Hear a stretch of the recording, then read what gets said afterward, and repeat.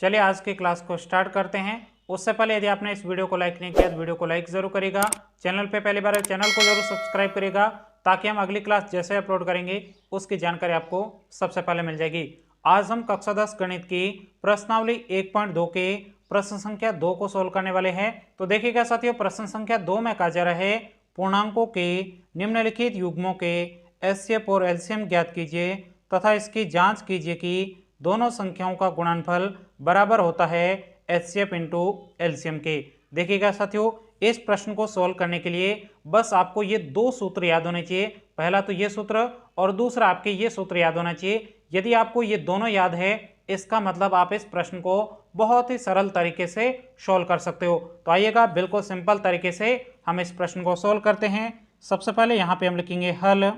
अब देखिएगा साथियों, सबसे पहले आपको क्या करना है, 26 और 91 के अभाज्य गुणनखंड करने हैं। तो आइए बिल्कुल सिंपल तरीके से हम इन दोनों संख्याओं के अभाज्य गुणनखंड करते हैं। 26 में 2 का भाग 13 बार जाएगा, 13 में आपके 13 का ही भाग जाएगा क्योंकि 13 कैसी है, अभाज्य संख्या है। अभाज्य संख्या कौन कौन सी होती है वो आपको मैंने कल ही बता दिया था। एक बार आप इन संख्याओं को अच्छे तरीके से याद जरूर करेगा। अब यहाँ पे आपके 91 के भी अपन अभाज्य गुणनखंड करते हैं। अब देखिएगा साथियों, इसमें आप देखोगे 2 का भाग नहीं जा रहा है, 3 का भी नहीं जा रहा है, 5 का भी नहीं जा रहा है, इसमें आपके 7 का भाग जा रहा है। कितने बार जाएगा, 13 बार जाएगा। अब 13 एक अभाज्य संख्या है तो 13 में 13 का भाग 1 बार जाएगा। अब यहाँ पे हम लिखेंगे अभाज्य गुणनखंड, ये आपके 26 है। 26 के अभाज्य गुणनखंड क्या प्राप्त हुए हैं, 2 गुणा 13 है। और दूसरी आपके संख्या 91 है, इसके अभाज्य गुणनखंड क्या है, 7 गुणा आपके 13 है। अब यहाँ पे सबसे पहले हम क्या करेंगे, इन दोनों संख्याओं का एचसीएफ और एलसीएम निकालना है। तो यहाँ पे हम लिखेंगे 26 और 91 का एचसीएफ। अब इनका एचसीएफ क्या होगा, एचसीएफ निकालने के लिए ध्यान रखना साथियों, जो भी संख्या दोनों में हो ना वो आपके एचसीएफ होता है। देखिएगा 2 इसमें है, नहीं है। 13 इसमें है, बिल्कुल इसमें 13 है तो यहाँ पे 13 लिखेंगे। क्या 7 इसमें है, नहीं है। इसका मतलब 26 और 91 का एचसीएफ क्या हो जाएगा, आपके 13 हो जाएगा।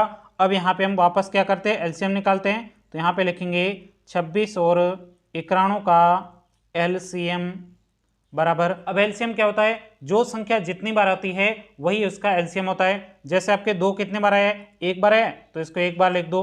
अब यहाँ पे देखिएगा 13 कितने बार आया है, 1 बार आया है तो यहाँ पे 1 बार लिख देंगे। अब यहाँ पे देखिएगा 7 कितने बार आया है, 1 बार आया है तो यहाँ पे 7 लिखेंगे।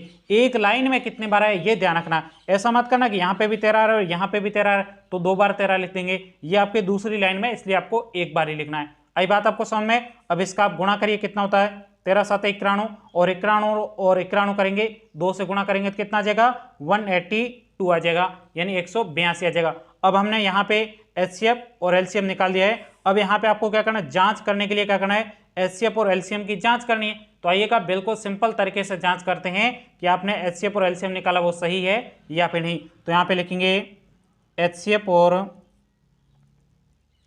एलसीएम की जांच। अब यहाँ पे देखिएगा दोनों संख्याओं का गुणनफल बराबर होता है एलसीएम इंटू एचसीएम। तो यहाँ पे लिखेंगे दो संख्याओं का गुणनफल बराबर होता है एचसीएफ इंटू एलसीएम। अब यहाँ पे दो संख्या कौन कौन सी है, दो संख्या आप देखोगे तो आपके पहली संख्या है 26 और दूसरी संख्या है आपकी 91। तो यहाँ पे हम लिखेंगे 26 गुणा आपके 91 हो जाएगा, बराबर आपके एचसीएफ इंटू एलसीएम है। एचसीएफ क्या है आपके 13, तो यहाँ पे 13 लिखेंगे और गुणा में आपके एलसीएम, एलसीएम कितना है 182 यानी 182 है। अब आपको इन दोनों का गुणा करना है और इन दोनों का आपको गुणा करना है। तो गुणा करना तो आपको आता ही है, तो यहाँ पे इन दोनों का गुणा करते हैं तो आपके आता है 2367 और इन दोनों का भी आप गुणा करोगे तो ये भी आपके कितना आ जाएगा, 2367 आ जाएगा। ANS। यहीं तक कि आपको इस पहले प्रश्न का उत्तर लिखना था। तो उम्मीद करता हूं ये पहला प्रश्न आपको अच्छे तरीके से समझ में आया होगा। चलेगा बढ़ते हैं दूसरे प्रश्न की तरफ। अगले प्रश्न में आपको संख्या दे रखी है 510 और 92 दिए गए हैं। अब इसके भी आपको एलसीएम और एचसीएफ निकालने हैं और उसके बाद में इसकी जांच करनी है। तो यहाँ पे सबसे पहले लिखेंगे हल। अब देखिएगा साथियों, सबसे पहले इसके क्या निकालने हैं, अभाज्य गुणनखंड। तो आपको अभाज्य गुणनखंड निकालने के लिए यहाँ पे अभाज्य संख्याएं पता होनी चाहिए। तो आइएगा बिल्कुल सिंपल तरीके से 510 के अभाज्य गुणनखंड निकालते हैं। सबसे पहले 2 का भाग जा रहा है 2 का भाग कितने बार जाएगा, 255 बार। उसके बाद में देखिएगा वापस 2 का भाग जा रहा है, नहीं जा रहा है। 2 के बाद में कौन सी संख्या, 3। यहाँ पे देखिएगा जोड़ करके देखिए, यदि 3 का भाग जा रहा है तो इसमें भी 3 का जाएगा। 5 और 5 10, 10 और 2 12, इसका मतलब इसमें भी आपके 3 का भाग जाएगा। कितने बार जाएगा, 85 बार जाएगा। उसके बाद में देखिएगा वापस आप देखिएगा दोबारा 3 का भाग जा रहा है, नहीं जा रहा है। 3 के बाद में कौन सी संख्या, 5, तो यहाँ पे 5 का भाग देंगे। कितना बार जाएगा, 17 बार जाएगा। अब यहाँ पे आपको पता चल गया 17 क्या आपके अभाज्य संख्या है, इसका मतलब 17 में 17 का ही भाग जाने वाला है। अब यहाँ पे देखिएगा दूसरी कौन सी संख्या है, 92 है, तो यहाँ पे लिखते हैं 92, इसके भी अभाज्य गुणनखंड करते हैं। यहाँ पे देखिएगा 2 का भाग जा रहा है, कितने बार जाएगा, 46 बार जाएगा। उसके बाद वापस 2 का भाग जा रहा है, 23 बार जा रहा है। अब यहाँ पे आपको पता चल गया 23 कैसी है, अभाज्य संख्या है, तो 23 में आपके 23 का ही भाग जाने वाला है। तो यहाँ पे देखिएगा इसके अभाज्य गुणनखंड क्या प्राप्त हुए, 510 बराबर। यहाँ पे देखिएगा इसके अभाज्य गुणनखंड है 2 गुणा 3 गुणा 5 गुणा, ये आपके 17 हो जाएगा। अब इसके भी अभाज्य गुणनखंड यहाँ पे लिख देते हैं, 92 बराबर इसके अभाज्य गुणनखंड 2 गुणा ये आपके 23 हो जाएगा। अब यहाँ पे आपको सबसे पहले क्या करना है, इन दोनों संख्याओं का एचसीएफ निकालना है और उसके बाद में एलसीएम निकालना है। तो यहाँ पे लिखेंगे 510 और 92 का एचसीएफ। अब इसका एचसीएफ क्या हो जाएगा, तो ध्यान से देखिएगा 2 इसमें भी है 2 इसमें भी है, तो यहाँ पे 2 लेंगे गुणा में। उसके बाद में देखिएगा यहाँ पे 3 है, क्या नीचे भी 3 है, नहीं है। 5 है, यहाँ पे भी 5 है, नहीं है। 17 है, क्या यहाँ पे भी 17 है, नहीं है। 23 है, क्या ऊपर 23 है, नहीं है। इसका मतलब इसका जो एचसीएफ है वो आपके कितना है, 2 प्राप्त हो चुका है। अब यहाँ पे 510 और 92 का क्या निकालना, आपको एलसीएम निकालना है। तो आइएगा बिल्कुल सिंपल तरीके से इसका एलसीएम निकालते हैं। अब यहाँ पे देखिएगा 2 कितने बार अधिकतम, इसमें तो 1 बार है, लेकिन इसमें 2 अधिकतम कितने बार, 2 बार है। इसका मतलब आपको 2 गुणा 2 ले लेना है। उसके बाद में 2 हो चुका है। अब यहाँ पे आपको 3 की तरफ ध्यान देना है, तो 3 देखिएगा यहाँ पे 3 कितनी बार है, 1 बार है, यहाँ पे नहीं है। इसका मतलब अधिकतम 3 कितने बार है, 1 बार ही है, तो 3 लिख देंगे। 3 के बाद में देखिएगा और संख्या कौन सी है, 5 है, क्या नीचे 5 है, नहीं है। 5 1 बार ही है, तो इसको 5 को 1 बार लिख देते हैं। अब यहाँ पे देखिएगा 17 है, 17 भी आपके 1 बार ही है, तो यहाँ पे 17 लिख देंगे। उसके बाद में देखिएगा 17 के बाद 23 है, 23 भी आपके कितने बार है, 1 बार ही है, तो यहाँ पे 23 लिख देंगे। अब इसका आपको क्या करना है, गुणा करना है। तो जल्दी से गुणा करिए, कितना होता है, गुणा करने पर यह संख्या आपको रफ कॉपी में एक बार गुणा जरूर करना है। तो इसका गुणनफल हो जाएगा आपके 23,460 प्राप्त हो जाएगा। आई बात आपको समझ में। तो यहाँ पे हमने एचसीएफ और एलसीएम निकाल लिया। अब इसकी आपको क्या करनी है, जांच करनी है। तो यहाँ पे लिखेंगे एचसीएफ और एलसीएम की जांच। अब जांच का आपको सूत्र लिखना है। तो यहाँ पे हो जाएगा दो संख्याओं का गुणनफल बराबर होता है आपके, क्या होता है, एचसीएफ इंटू एलसीएम होता है। अब यहाँ पे दो संख्या क्या है, दो संख्या आपके 510 और 92 है।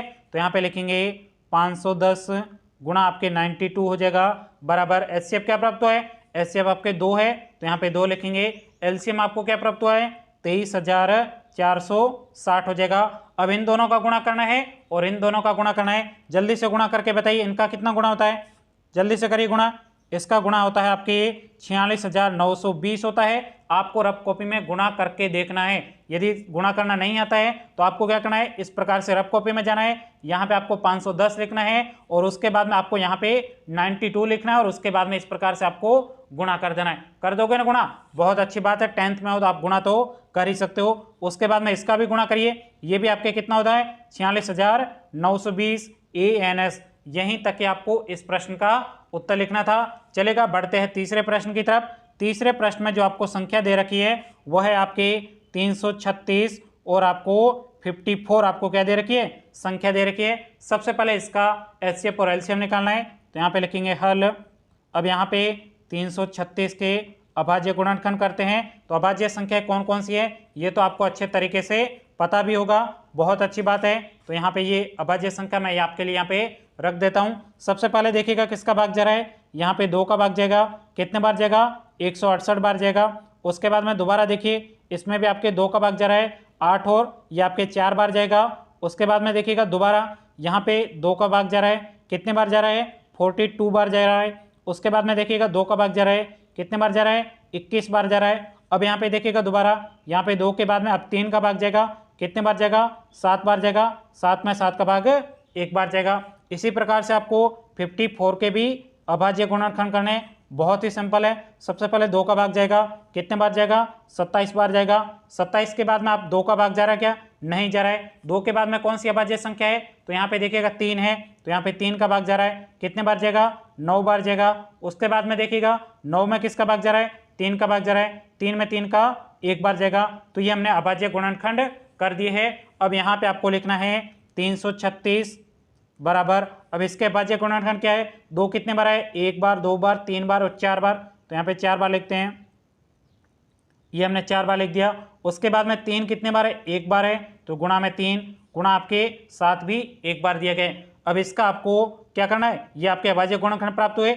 अब इसी प्रकार से यहाँ पे 54 के भी अभाज्य गुणनखंड लिखने हैं, कितने बार है, 2 1 बार है, तो ये 2 1 बार हो जाएगा। 3 कितनी बार है, 3 बार है, तो यहाँ पे 3 गुणा 3 गुणा 3 हो जाएगा। अब सबसे पहले आपको क्या करना है, इसका आपको एचसीएफ और एलसीएम निकालना है। तो यहाँ पे लिखेंगे 336 और 54 का एचसीएफ। अब इसका एचसीएफ क्या होता है, जल्दी से बताइए कमेंट्स करके, क्या हो जाएगा एचसीएफ। एचसीएफ निकालने के लिए देखना है कि कॉमन संख्या कौन सी आ रही है। तो यहाँ पे देखिएगा 2 इसमें भी आ रहा है, 2 इसमें भी आ रहा है, तो यहाँ पे 2 लिखेंगे। उसके बाद में वापस 2 आ रहा है, नहीं आ रहा है, तो यहाँ पे देखिएगा 3 आ रहा है, यहाँ पे भी 3 है, यहाँ पे भी 3 है, तो यहाँ पे गुणा में आपके 3 हो जाएगा। 2 और 3 का गुणा करेंगे तो ये आपके 6 हो जाएगा। इसका मतलब इसका एचसीएफ क्या है, 6। अब यहाँ पे आपको एलसीएम निकालना है, 336 और 54 का एलसीएम। अब इसका एलसीएम क्या हो जाएगा, एलसीएम निकालने के लिए 2 अधिकतम कितने बार है, 4 बार है, तो यहाँ पे 4 बार लिखना है, ये आपके 4 बार हो जाएगा। उसके बाद में देखिएगा 3 इस लाइन में तो 1 बार है, लेकिन इस लाइन में 3 बार है, तो यहाँ पे आपको 3 बार लिखना है, तो ये आपके 3 बार हो गया। अब यहाँ पे देखिएगा 3 के बाद में और कौन सी संख्या आ रही है, 7 आ रही है, तो ये आपके गुणा में 7 हो गया। अब इसका आपको टोटल क्या करना है, गुणा करना है। जल्दी से गुणा करके बताइए कितना आ रहा है, कर दो गुणा, कितना होता है गुणा, 3024 प्राप्त होता है। तो यहाँ पे आपको एचसीएफ और एलसीएम प्राप्त हो चुका है। अब यहाँ पे इसकी आपको क्या करनी है, जांच करनी है। तो आइएगा बिल्कुल सिंपल तरीके से हम इसकी जांच भी कर लेते हैं। तो यहाँ पे लिखेंगे एचसीएफ और एलसीएम की जांच। अब जांच का सूत्र तो आपको पता ही होगा, क्या होता है सूत्र, 2 संख्याओं का गुणनफल, 2 संख्याओं का गुणनफल बराबर होता है आपके, क्या होता है, एचसीएफ इंटू एलसीएम होता है। अब यहाँ पे 2 संख्या कौन कौन सी है, 2 संख्या है आपके, एक तो है 336 और दूसरा आपके 54 है। तो यहाँ पे लिखेंगे 336 गुणा आपके 54 हो जाएगा। उसके बाद में बराबर यहाँ पे आपको एचसीएफ और एलसीएम क्या प्राप्त हुआ है, एचसीएफ आपके 6 है, तो यहाँ पे 6 लिखेंगे। एलसीएम क्या प्राप्त हुआ है, 3024, ये आपके 3024 हो जाएगा। अब यहाँ पे आपको क्या करना है, इन दोनों संख्याओं का गुणा करना है। जल्दी से गुणा करके बताइए कितना होता है, कर दीजिए गुणा, एक बार कमेंट्स करके बताइए, मैं तब तक रुकता हूँ। कर दो गुणा, रफ कॉपी में जाके गुणा करना है, कर दिया, बहुत अच्छी बात है, 18144 प्राप्त हो जाएगा। अब इसका भी आप गुणा करोगे तो इसका भी गुणा आपको कितना प्राप्त हो जाएगा, 18144 प्राप्त हो जाएगा, ANS। तो यहीं तक कि आपको इस प्रश्न का उत्तर लिखना था। इसके साथ में आपका दूसरा प्रश्न कंप्लीट हो चुका है। अब हम अगली क्लास में नेक्स्ट प्रश्न के साथ में मिलेंगे, तब तक के लिए जय हिंद, जय भारत।